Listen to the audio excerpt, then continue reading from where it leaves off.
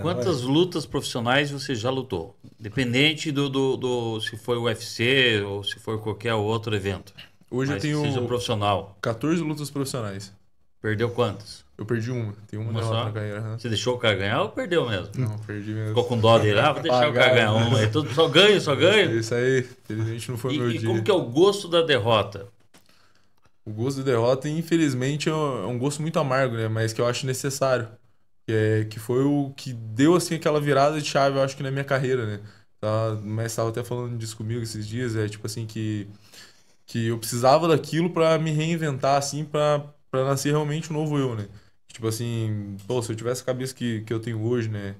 Com o Messi, assim, de ligação, tudo assim, de eu ter o entendimento que eu tenho hoje com o Messi, eu acho que, tipo, era pra estar muito melhor, mas também dá pra pensar assim, né? Cada um tem o seu tempo e tudo no tempo de Deus Mas também. eu fico imaginando assim, cara, lutou, perdeu a luta. O Gostioso Galdera, acho que ele veio junto, ele deve estar aí dentro, ele viu, velho. Tomou uma rasteira. Ele mandou, nós não abrimos ainda, vai que tem uma RAM viva aí, alguma coisa. Por exemplo, perdi a luta. Na mesma hora você já se ligou, assim, pô, perdi por causa disso. Poderia ter ganho. Você consegue identificar, eu acho que serve até pro Messi a pergunta também. Vocês juntos conseguem identificar onde ele errou? Entendeu? Ou não tinha como, não tem como ganhar mesmo quando perde? Tipo assim, perdi e jamais. Se eu lutar de novo com esse cara, eu vou perder de novo. Eu acho que são os dois fatores. Tem as duas respostas que você perguntou. Poderia ter feito algumas coisas diferentes, mas a maturidade não é que nem um fruto. Tem um tempo para ser colhido, então foi importante aquilo ali, é como se fosse uma geada. Veio a geada e aquela planta veio mais forte depois. Então foi uma coisa que foi necessário ele passar para ele estar mais forte. Talvez se tivesse feito umas coisas antes, talvez poderia ser que desse certo, mas eu acho que tudo tem seu tempo ali. E eu acho assim que tem muita gente, que nem tem muitos caras até já dentro do UFC que são invictos, mas eu acho que até pelo amador eles devem ter perdido para ele estar maduro para a hora que chegar lá, porque o cara precisa ter passado por tudo. Por na hora que ele estiver caminhando no Vale das Sombras, ele vai lá, tô em casa. Essa parte da derrota que vocês falaram, eu também acho necessário, né? Porque é ali onde você vai apontar os erros, né? Sim. E eu já vi ele de corner já. E o que você falou faz sentido, cara. Eu não sei se dá pra falar, aquela luta com o Maicon ganhou no... Não lembro o nome do evento. Fight Music. Não, foi Metanoia. O cara tava levando a melhor em cima do lutador né, da chutebox lá. E aí caiu por cima lá. Cara, o menino ganhou por causa da orientação dele, velho. Eu acho que eles caem já esperando você falar, né? Se você não falar. Na verdade, eu desenvolvi uma coisa já com a Jennifer, que é minha esposa, que já foi lutadora do UFC, tá? Hoje é campeã mundial em 2 categorias do Invicta, que é eles ter essa confiança esperando minha voz. Porque não que se eu tivesse lá dentro ia fazer diferente, mas de fora eu tô vendo algumas coisas que eles não estão vendo. E eu acompanho todos os treinamentos deles, mesmo no dia que é o Wesley, que não sou eu que puxo o treinamento, eu fico sentado assistindo. Então, na hora que chegar naquela posição, na hora da luta, eu vou saber o que eles podem fazer, o que eles devem fazer. E nessa luta do Mike foi isso. Ele tava perdendo, tinha perdido 2 rounds, chegou no 3º round, eu sabia que a nossa posição da semana ia ser fundamental. E foi a posição que caiu. Eu falei, aquela, puxa o braço, bate no cotovelo. Empurra com a mão lá e tal. E aquele outro menino que veio... E o dedo nos olhos? Essa não pode. Ele veio só pra carimbar o carimbo pra ir pro contender. E acabou, chegou aqui batendo na tábua e perdendo pro Michael. Carimbou mesmo. Carimbou foi o pescoço. Ele, se não bate, ele apaga, né? Apaga. Aí, Ô, Messi, você sempre foi de Curitiba? Sempre. É bom a gente tocar no assunto, porque o podcast vai pro mundo inteiro, né? Sim. Às vezes vai para outros planetas também, que nós já atendemos umas pessoas de outros planetas aqui. Meu Deus. Verdade. O cara é especialista em ET. E Imagina. você não foi sempre de Curitiba, né? O meu amigo de dupla personalidade. Não, na verdade eu sou de Lambarina, de Minas Gerais, é a cidade que eu nasci, né? Cidade de 20 mil habitantes. 20 mil habitantes, tem mesmo. E depois de um tempo eu me mudei para Alfenas, que também é no sul de Minas ali.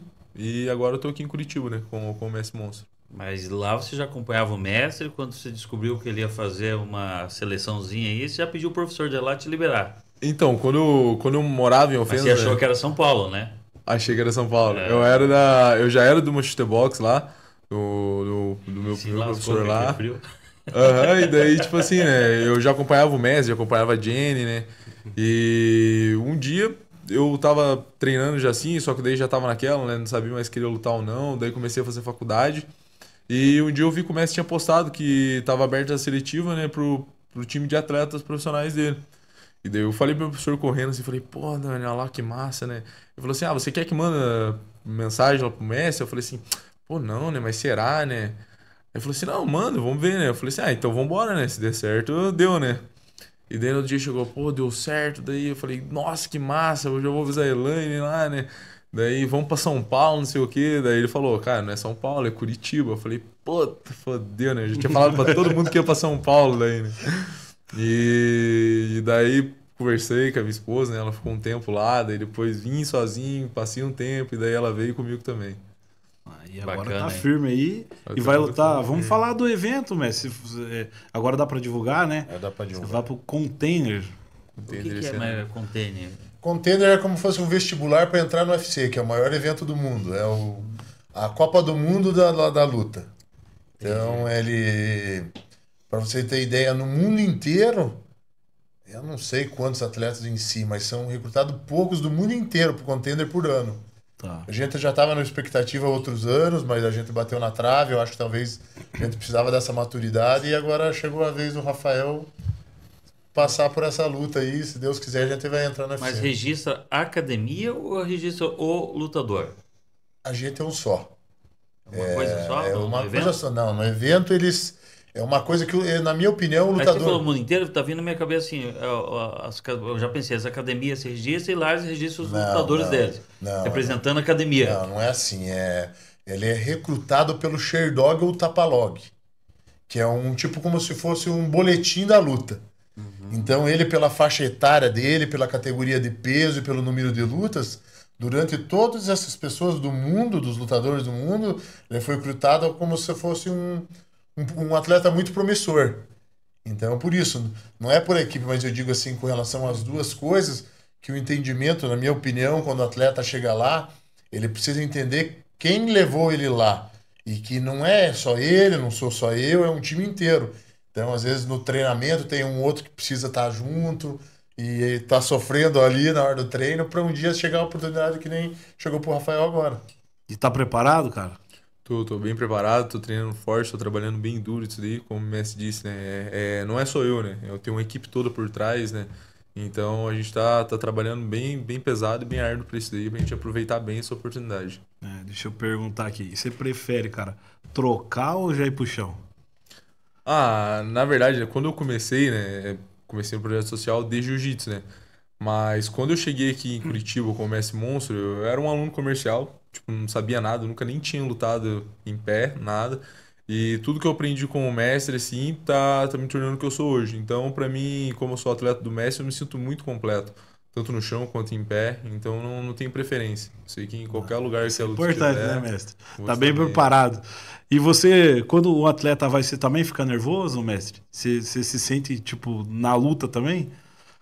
Para você ter ideia, com a Jennifer é um pouco pior, porque daí tem envolvimento pessoal também, mas com eles também tem esse sentimental ali.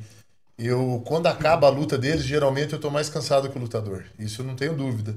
Toda vez que acaba uma luta dessa grandiosidade, que nem a gente vai agora, eu não quero muito ir curtir, mesmo quando a gente ganha ali, eu preciso recarregar as energias, porque eu luto junto. Entendi. Tanto que quando eles vão entrar para a luta, eu alongo, eu aqueço um pouquinho junto, porque eu literalmente tô fazendo parte daquilo ali. Então, Passa energia positiva. tem que estar um pouquinho junto. de força. O estar junto não pode ser só da boca para fora. Né?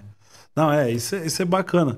E o que eu ia perguntar é o seguinte, por exemplo, o bipolar, ele falou que chegou, teoricamente, incompleto e tal.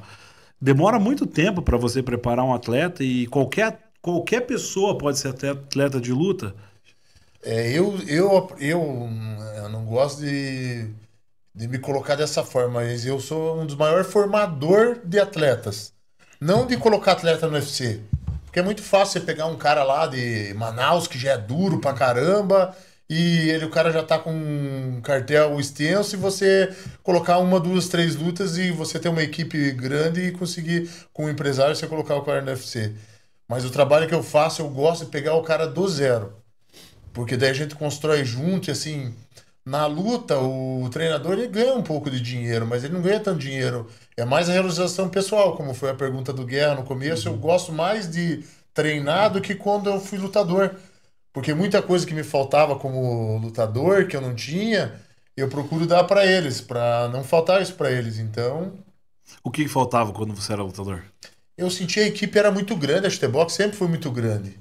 Então, tipo, na minha época era Vanderlei, Shogun, tudo. Não que faltava por culpa de alguém, mas é que não tinha como preencher tudo aquilo. Então você se preparava servindo de treino para os outros. Porque a Chutebox sempre foi uma seleção de atletas, né? E hoje eu tento pegar que nem... Chega menino ali, ó. Hoje eu tenho uma menina de 11 anos que chegou para mim treinar. Que ela veio de outra equipe, já ela é várias vezes campeã paranaense de jiu-jitsu, com o sonho de ser uma lutadora, às vezes ser uma Jennifer Maia lá na frente. E isso que eu tenho eu sinto o sabor de pegar a pessoa do começo e criar ela. Como foi com o Rafael. Quando o Rafael chegou, o apelido não era bipolar, era outro apelido. E eu, nas 2, 3 primeiras semanas, eu achei que ele não ia suportar o treinamento. Porque Ele chorava muito no chorava. treinamento? O apelido dele era Chorão quando ele veio. Só que ele foi perseverante. E eu vejo uma coisa. O talento ganha alguma partida, mas quem vence o campeonato é quem tem disciplina. Entendi. E ele foi uma das pessoas que me escutou desde o começo, já passou vários ali, que também poderia estar na mesma situação que a gente está chegando hoje, só que às vezes a pessoa procura achar que tem um culpado e não de seguir a disciplina, porque não é na zona de conforto, é fora. É duro, é duro. Eu até ia entrar nisso. É muito complicado. Eu não sei, Bipolar, você luta com que peso, cara? Atualmente eu luto na categoria de 93 quilos. Então você tem que pesar 93. Tem que pesar 93. Não mais, não menos, né? E pra você manter, é muito sofrido, cara, pela tua estatura? Então, geralmente a gente mantém o peso acima, né? 93 é o peso de luta, né? Que daí a gente faz toda a preparação, faz a dieta, desidrata, bate o peso, né? Atualmente eu peso entre 102 e 103 quilos ali. Então eu tenho que manter mais ou menos nessa faixa etária, né? De 100 até 103 ali. Não se sente fraco quando você desce o peso?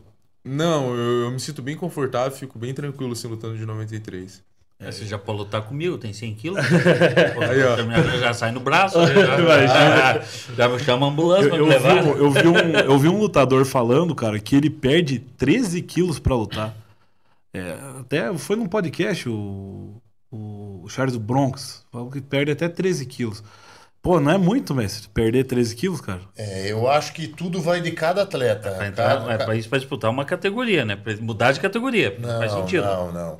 É que assim, um atleta normalmente, no mínimo 10% do peso ele perde para lutar. Ele pesa 30 horas antes da luta. Então, vamos supor, a Jennifer, ela pesava 67 quilos, pesa 67, ela lutava na 57. Então ela perdia muito mais que 10% para poder lutar. E na hora da luta ela voltava para 64, num dia depois já. De 57 para 64, de um dia para o outro. E isso é uma coisa que todos os atletas fazem, e se você não faz, chega no outro dia, você vai lutar, parece não. Esse cara não é meu adversário, porque tem lutador que recupera 15 quilos de um dia pro outro. Tá doido? Porque assim, você não perde tudo isso na dieta. Tem um processo de desidratação no final, que nem o Poatan, por exemplo. Ele tirava 8 quilos no dia. No dia, No dia. Só que tem atletas que conseguem lutar em alta performance dessa forma. Talvez por isso que o Poatan subiu de categoria, porque estava ficando difícil para ele bater esse peso. E hoje ele não luta mais no 84 e luta no 93. E eu já tive atleta que eu baixei de peso, não ficou bom. E já tive atletas que eu deixei na categoria de cima, também não ficou bom. Então vai muito do físico, da genética de cada atleta. Só que é necessário tirar peso. A não ser que o cara seja gigante. Hoje em dia, para ser peso pesado, o cara tem que ser muito grande. Mas ficou meio confuso para mim. Porque eu que sou uma pessoa leiga do assunto. Eu tenho 100 quilos faz tempo. 99, 100 quilos, 100 quilos. Eu não poderia escolher uma categoria do meu peso e não precisar de tudo essa loucura aí? Poderia, só que daí só o vento do outro lutador, do soco dele, você já ia cair.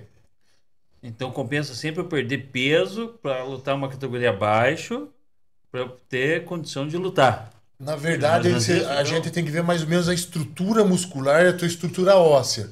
Porque vai chegar na outra, na categoria, o cara vai ser mais alto, ou o cara vai ser mais forte, então vai sendo que a estrutura, tua estrutura óssea e física se adapte melhor à categoria.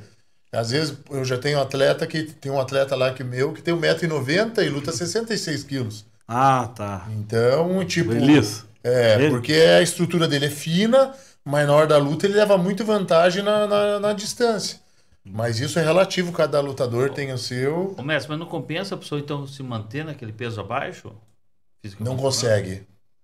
Não consegue. Porque quando você tira o peso na semana da luta, às vezes você pega a gripe, às vezes ataca. Porque é baixa a imunidade. Então, se você fosse.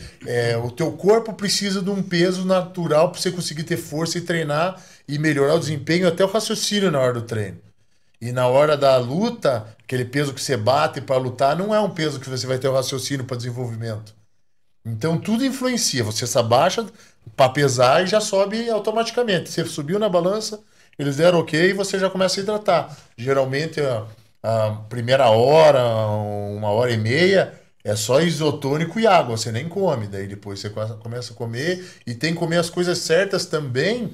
Porque senão o teu organismo está tão tempo rejeitando aquele tipo de organismo que vai causar Dá um bug ali. desarranjo, Não pode repor rápido, então. Tem que ser tem que ser gradativo. Por isso que a gente sempre procura, que nem o Rafael, a Jennifer, que são atletas de um nível que já estão superior, a gente já tem um nutricionista, que o cara é um mago da nutrição, por isso que ele deixa a gente num estágio que, preciso disso, cara, faz isso, que isso aqui vai dar certo.